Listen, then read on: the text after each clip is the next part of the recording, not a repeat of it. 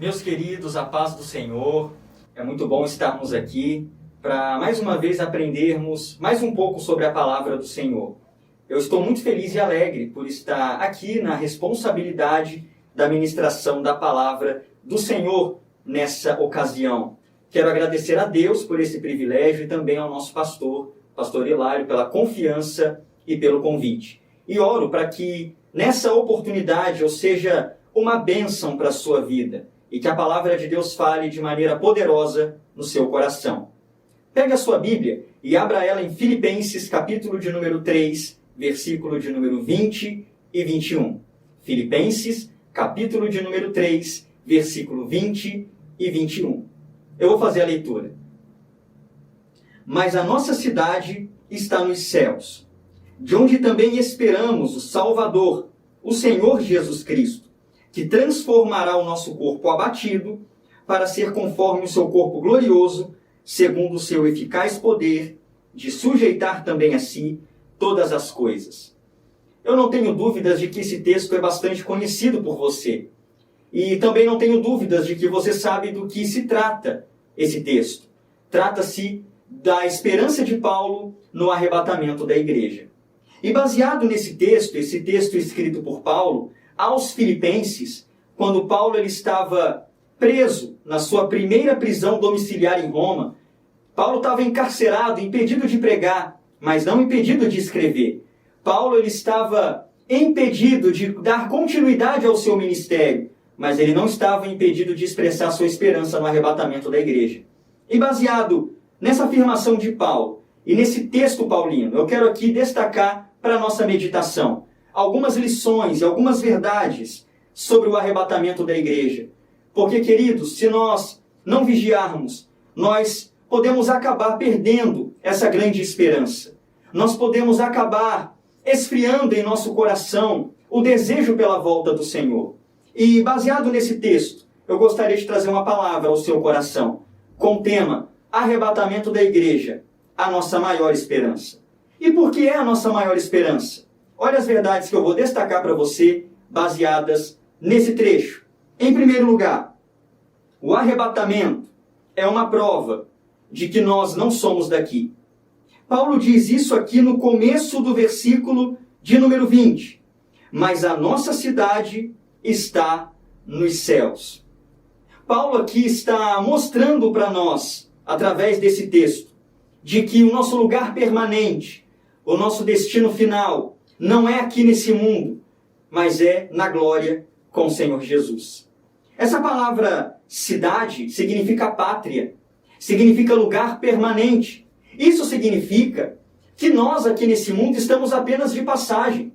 Estamos aqui, mas a qualquer momento não estaremos mais. Iremos para a nossa verdadeira pátria, conquistaremos a nossa verdadeira cidadania, que é lá no alto. E a respeito disso, tem uma verdade bíblica muito interessante a respeito deste assunto de que a nossa morada verdadeira não é aqui. Que é a verdade que diz que aqui nesse mundo nós somos apenas peregrinos e forasteiros. Olha, por exemplo, o que vai dizer 1 Pedro, capítulo de número 2, versículo 11. O apóstolo Pedro, escrevendo a cristãos, vai dizer assim: Amados, peço-vos como a peregrinos e forasteiros, que vos abstenhais das concupiscências carnais que combatem contra a alma. Olha que interessante, peço-vos como a peregrinos e como a forasteiros. Peregrinos é aquele que está apenas de passagem. Forasteiro é aquele que não tem morada permanente. Assim somos nós aqui nesse mundo. Então é tolice, é perda de tempo. Queremos construir algo permanente em um lugar que estamos apenas de passagem. Ninguém constrói uma casa para se morar em cima de uma ponte, porque sabe que uma ponte é um lugar apenas para se passar. E esse mundo é uma ponte para nós. É uma ponte para a eternidade. Em breve, Jesus Cristo vai voltar. Isso pode ser a qualquer momento. E nós iremos então para a nossa pátria verdadeira. A respeito disso, eu aprendo em Hebreus capítulo 11, a respeito de Abraão, a respeito de Isaac, a respeito de Jacó, que eles, possuindo promessas sublimes, maravilhosas, como a posse da terra prometida, como uma numerosa descendência, eles não deixaram com que o coração deles se fixasse aqui nesse mundo. Hebreus capítulo 11, versículo 13 diz que eles, tendo mesmo tendo morrido sem conquistarem a promessa, mas viram-na de longe, creram nelas e abraçaram essas promessas e confessaram que eram apenas peregrinos e forasteiros aqui. E eu e você também, a maior promessa que podemos ter da parte de Jesus é a morada que Ele já preparou para nós no céu. Foi isso que Ele disse em João capítulo 14, do versículo 1 ao 3. Não se turbe o vosso coração. Credes em Deus, crede também em mim. Na casa de meu Pai há muitas moradas. Se não fosse assim, eu vou-lhe teria dito, pois vou preparar-vos lugar. E se eu for e vos preparar lugar, voltarei e vos levarei para mim mesmo, para que onde eu estiver estejais vós também. Será que você tem essa esperança no seu coração? Será que essa verdade do arrebatamento da igreja ainda queima no seu coração? Porque nós estamos vivendo dias, queridos irmãos, em que muitos crentes já se esqueceram dessa verdade de que Jesus em breve vai voltar. Muitos estão achando que a sua vida se resume apenas aqui nesse mundo. E Paulo diz lá em 1 Coríntios 15, 19, que se nós esperarmos em Cristo apenas nessa vida, nós seremos, ou somos, os mais miseráveis de todos os homens. Então, Paulo nos ensina, nessa ocasião, a aguardarmos a vinda do Senhor Jesus com alegria, porque a nossa cidade, a nossa pátria, não é aqui.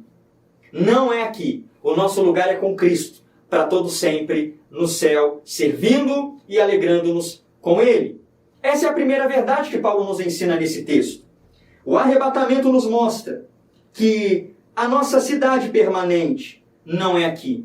O arrebatamento nos mostra e nos prova que a vontade de Deus para nós não é que vivamos para sempre nesse mundo, mas sim que vivamos para sempre em sua companhia no céu. Em segundo lugar, uma segunda verdade que eu aprendo, queridos, aqui com esse texto que Paulo nos mostra, eu aprendo em segundo lugar, que o arrebatamento, ele pode acontecer a qualquer momento. É isso que Paulo deixa para nós claro aqui no texto. Olhe comigo, por favor, ainda ao versículo 20, que vai dizer assim: mas a nossa cidade está nos céus, de onde também esperamos o Salvador, o Senhor Jesus Cristo.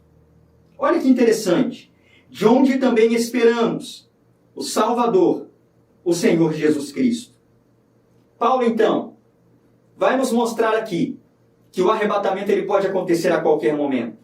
Note que Paulo, ele deixa para nós aqui claro de que ele esperava o arrebatamento para aquele momento. Ele esperava que Jesus voltasse para arrebatar a sua igreja quando ele ainda estava ali, algemado a um soldado romano na sua primeira prisão. E nós não podemos, querido, perder essa esperança de que a qualquer momento, a qualquer hora, e pode ser até mesmo durante essa pregação, Jesus ele pode voltar.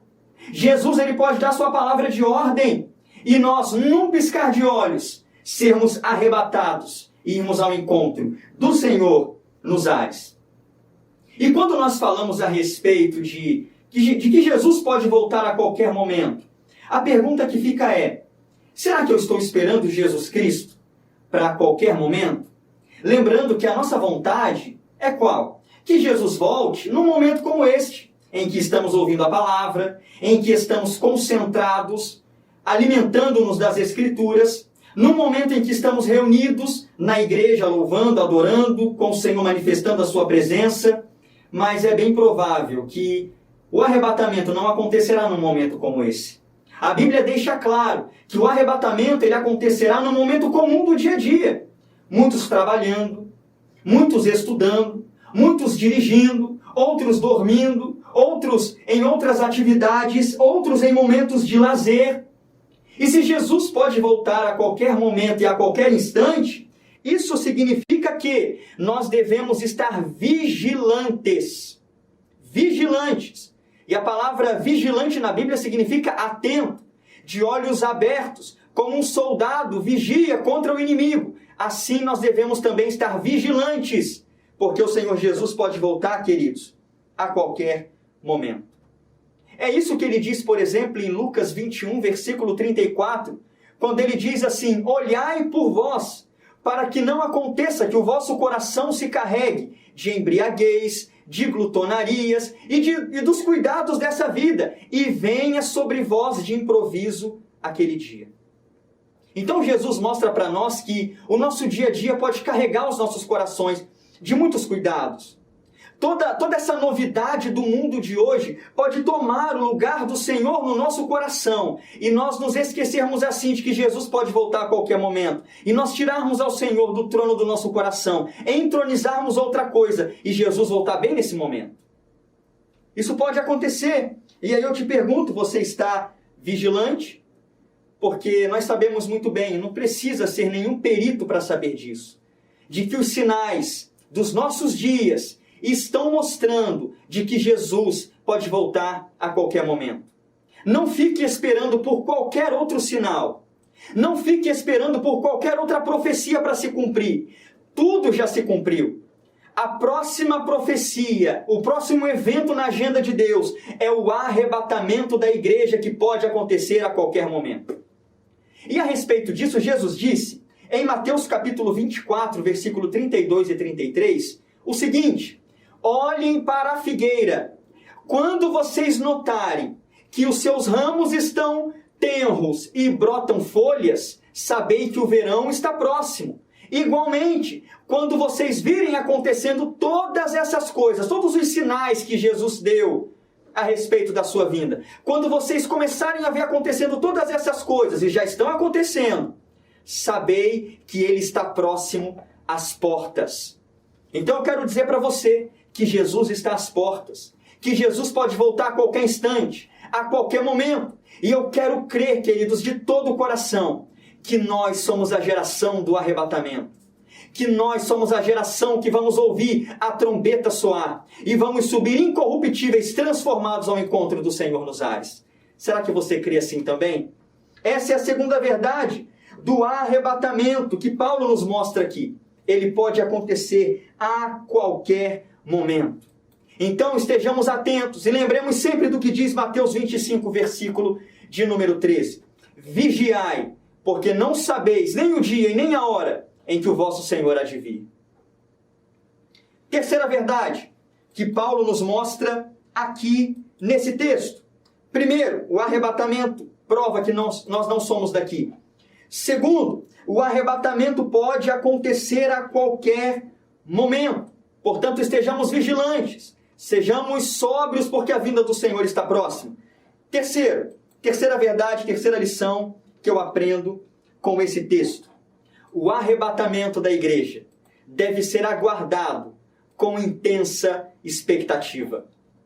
Olha, por exemplo, o que diz aí ainda o versículo de número 20. Mas a nossa cidade está nos céus, de onde também esperamos o Salvador, o Senhor Jesus Cristo. Eu ainda quero focar nesse verbo usado por Paulo, esperamos, porque essa palavra significa esperamos com intensa expectativa, aguardamos com muita ansiedade. Você já esperou algo com muita ansiedade? Talvez o dia do seu aniversário, talvez o dia do seu casamento, o dia do nascimento de um filho ou de uma filha, que a ansiedade praticamente quase que consome você, o resultado de uma prova, de um concurso público. É esse tipo de sentimento que Paulo ele está colocando nessa palavra esperamos. É aguardar com intensa expectativa. Paulo aqui ele nos mostra o seu anseio pela volta do Senhor. E aqui mesmo em Filipenses ele vai expressar aquela sua frase célebre que ele desejava ardentemente partir e estar com Cristo, porque isso era incomparavelmente melhor. Claro que se trata de um contexto diferente, porque lá Paulo está falando da morte, aqui do arrebatamento. Mas a verdade de que Paulo ansiava em estar com Cristo é a mesma. E essa esperança deve haver no nosso coração também. Então o arrebatamento deve ser aguardado por mim e por você com expectativa, com ansiedade. E o que nós vemos hoje em dia, queridos, em muitos lugares, é que os cristãos já até se esqueceram do arrebatamento da igreja. Há anos atrás, a mensagem sobre o arrebatamento era muito comum em todos os púlpitos evangélicos. A mensagem sobre o arrebatamento arrancava lágrimas dos olhos dos irmãos. As pessoas choravam por causa das aflições dessa vida, por causa das tentações da carne, desejavam o retorno e a volta do Senhor para que pudessem escapar de todas essas aflições. Mas o que parece nos dias de hoje é que a situação se inverteu. Parece que em muitos lugares os crentes nem querem mais a volta do Senhor. Deixa eu te dar um exemplo. Parece para nós que em muitos lugares as pessoas querem que Jesus demore mesmo. Jesus, não volta agora não, porque eu estou quase me formando na faculdade. E se o Senhor voltar antes da minha formatura, antes de eu exercer a minha profissão, Jesus, isso não vai ser bom para mim. Jesus, eu estou quase casando, não volta não, Jesus. Se o Senhor voltar nesse momento, eu não vou ter nem casado ainda. Jesus, eu quero ter filhos antes do Senhor voltar. Ou Jesus, eu quero ver os meus netos antes do Senhor voltar. Parece, queridos, que muitos desejos e sonhos terrenos estão na frente dessa expectativa e desse anseio pela volta do Senhor. Mas nós precisamos resgatar essa ansiedade que havia no coração dos crentes primitivos. Se você ler o Novo Testamento, você vai notar que isso era um desejo comum de todos os apóstolos e de todos os crentes da igreja primitiva. Por exemplo, Paulo em 1 Coríntios 16, versículo 22, vai dizer: aquele que não ama ao Senhor Jesus, seja anátema, maranata. O que significa maranata? Ora vem, Senhor Jesus. O anseio do coração de Paulo era pelo retorno de Cristo.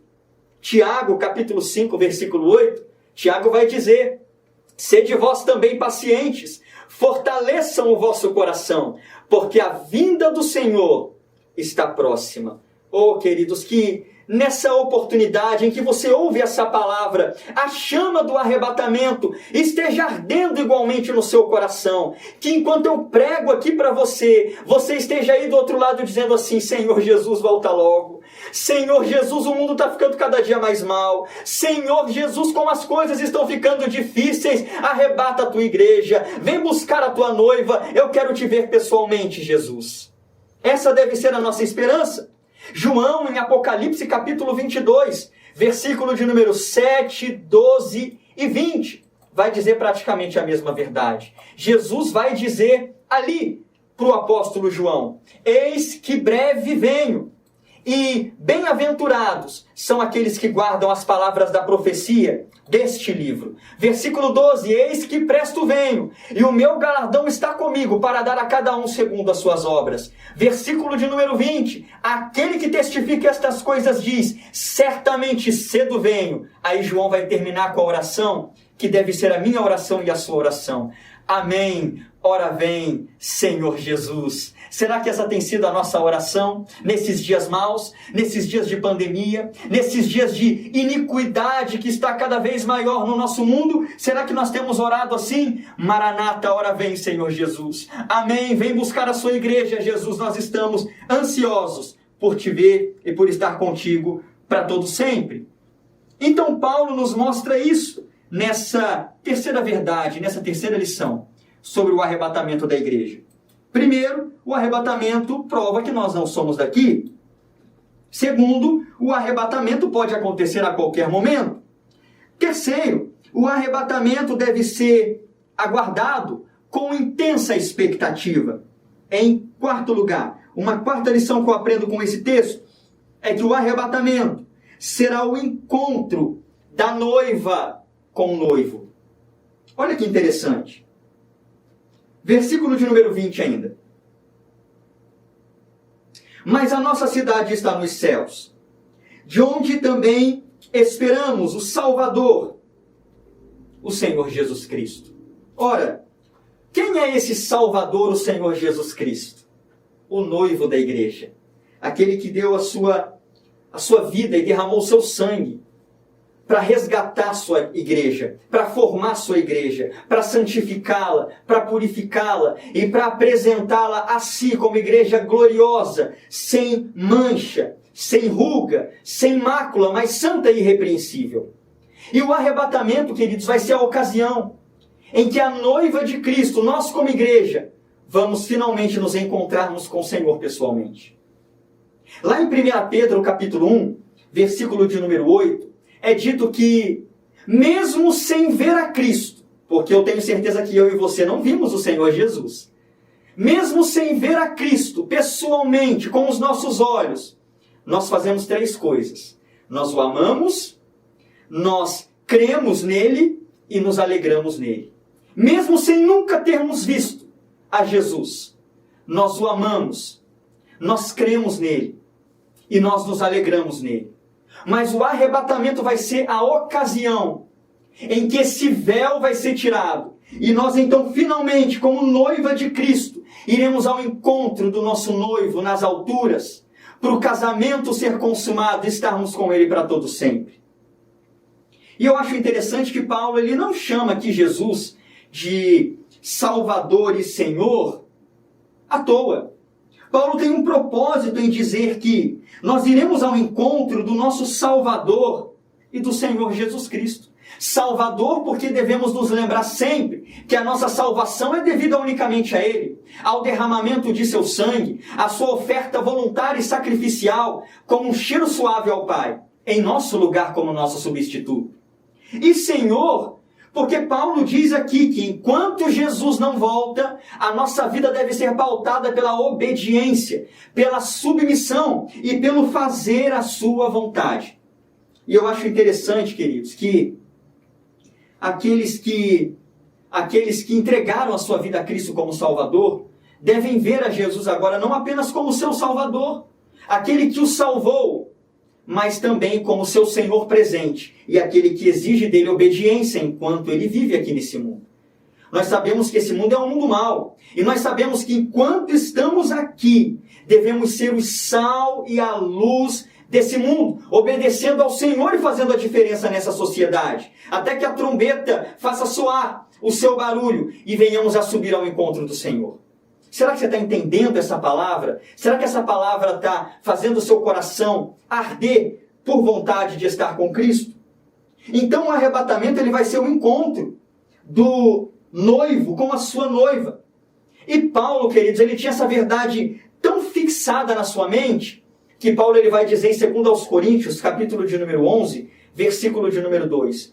Vai dizer aos Coríntios, aqueles crentes tribulosos, que fazia Paulo ter tanta dor de cabeça. Paulo vai dizer para eles assim: eu estou zeloso de vós, com zelo de Deus, porque eu estou procurando apresentar vocês como uma virgem pura ao marido, a saber, a Cristo. É assim que nós devemos nos apresentar no dia do arrebatamento, como uma virgem pura, limpa, perfeita para o nosso noivo, para o Senhor Jesus. E vai ser a ocasião, queridos, o arrebatamento em que veremos ao Senhor. Vai ser a ocasião onde veremos a Ele face a face. Será que isso alegra o seu coração? Nesse mundo a gente passa tantas dores, tantas lutas. Nesse mundo nós temos apenas a presença invisível do Senhor Jesus. Mas no arrebatamento veremos Ele face a face. No arrebatamento veremos Ele como Ele é. É isso que diz 1 João capítulo 3, versículo 2. Amados, agora somos filhos de Deus, mas ainda não é manifesto o que havemos de ser. Mas sabemos que quando Ele se manifestar, seremos semelhantes a Ele, porque assim como Ele é, o veremos. Nós veremos ao Senhor Jesus. Nós o veremos face a face. E quero crer, nós o abraçaremos e nós o agradeceremos por essa salvação maravilhosa que recebemos. Maranata, ora vem, Senhor Jesus. Essa é a terceira verdade. Melhor dizendo, essa é a quarta verdade. E por fim, queridos, quero aqui destacar uma quinta verdade que eu aprendo com esse texto. Só para a gente relembrar até aqui. Primeira verdade, o arrebatamento prova que não somos daqui. Segunda verdade, o arrebatamento pode acontecer a qualquer momento. Você está preparado? Você está vigilante? Terceiro, o arrebatamento deve ser aguardado com intensa expectativa. Quarto lugar, o arrebatamento será o encontro da noiva com o seu tão aguardado noivo, Jesus Cristo. E em quinto lugar, o arrebatamento será a nossa maior vitória. O arrebatamento será a nossa maior vitória. Nada nesse mundo se compara à vitória que receberemos quando a trombeta soar, quando Jesus der a sua palavra de ordem e num abrir e fechar de olhos, os nossos corpos serem transformados em corpos incorruptíveis e subirmos ao encontro do Senhor nos ares. Veja o que Paulo diz no versículo 21. Que transformará o nosso corpo abatido para ser conforme o seu corpo glorioso, segundo o seu eficaz poder, de sujeitar também a si todas as coisas. Isso aqui, queridos, é muito interessante. Paulo está nos dizendo aqui, está nos apresentando que o arrebatamento será a nossa maior vitória. E baseado nesse versículo, baseado nesse texto, eu aprendo que, por ocasião do arrebatamento, nós receberemos, como povo de Deus, 2 grandes vitórias. E eu quero destacar essas 2 grandes vitórias para você e encerro a minha palavra. Primeira grande vitória que nós receberemos por ocasião do arrebatamento. Vitória sobre a morte. Vitória sobre a morte. Nós queremos crer que nós somos a geração do arrebatamento, mas há possibilidade de não sermos. Há possibilidade de eu e você partirmos para o Senhor através da morte, sem Jesus ter voltado no arrebatamento da igreja. Mas, queridos, a nossa esperança e a nossa maior vitória é que o nosso destino final não é a sepultura. O nosso destino final não é o cemitério. A nossa maior vitória vai ser por ocasião do arrebatamento, acontecer a ressurreição de todos os mortos em Cristo. Todos os mortos, desde o Pentecostes, quando a igreja foi formada, até o último crente por ocasião do arrebatamento da igreja, que tiver morrido em Cristo, que tiver morrido no Senhor, que tiver dormido em Cristo, ressuscitará.